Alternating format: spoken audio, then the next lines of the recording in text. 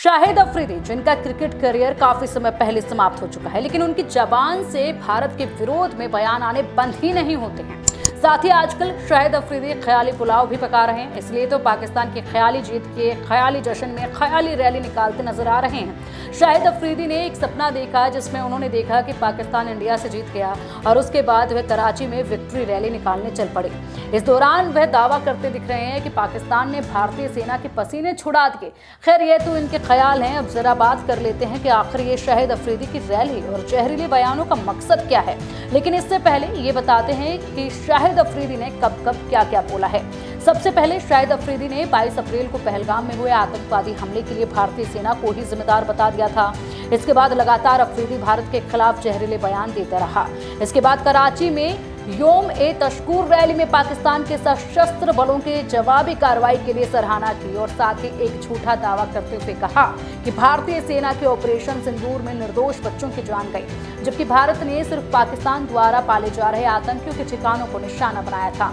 अफरीदी ने कहा, आज हम सभी शांति के लिए एकजुट हुए हैं। हमारा देश हमें शांति सिखाता है। जो लोग बिना सबूत के हम पर आरोप लगाते हैं, उन्हें याद रखना चाहिए कि हम लंबे समय से आतंकवाद के शिकार हैं। हमने अपने 80, 90 या फिर यहाँ तक कि 1000 लोगों को खोया है। आप 10 मिनट के भीतर बिना किसी जांच के पाकिस्तान पर आरोप कैसे लगा सकते हैं। ये शाहिद अफरीदी की बड़ी बड़ी बातें हैं, बड़े बड़े बयान हैं, लेकिन हैरानी की बात यह है कि शाहिद अफरीदी का जो कजन ब्रदर था वो खुद एक आतंकवादी था जिसको मार गिराया था भारतीय बीएसएफ के जवानों ने।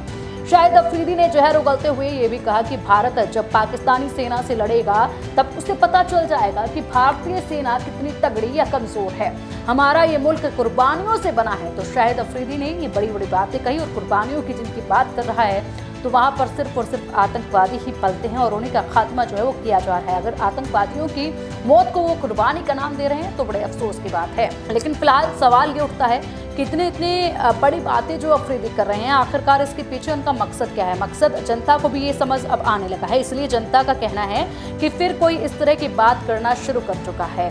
आप जानते हैं, वह राजनीति में प्रवेश करना चाहता है, ये लोगों की जुबानी है। और साथ ही ये भी कहा कि यकीन है कि अंतिम लक्ष्य अगला इमरान खान बनना ही है शाहिद अफरीदी का।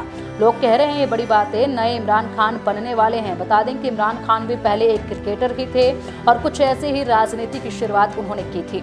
इसलिए लोग अब अफरीदी की तुलना पूर्व प्रधानमंत्री इमरान खान से कर रहे हैं। आपका क्या कुछ कहना है? क्या अफरीदी नजर आएंगे राजनीति में? क्या पाकिस्तान को एक बार फिर मिलेगा एक इमरान खान? कमेंट करके बताइएगा जरूर।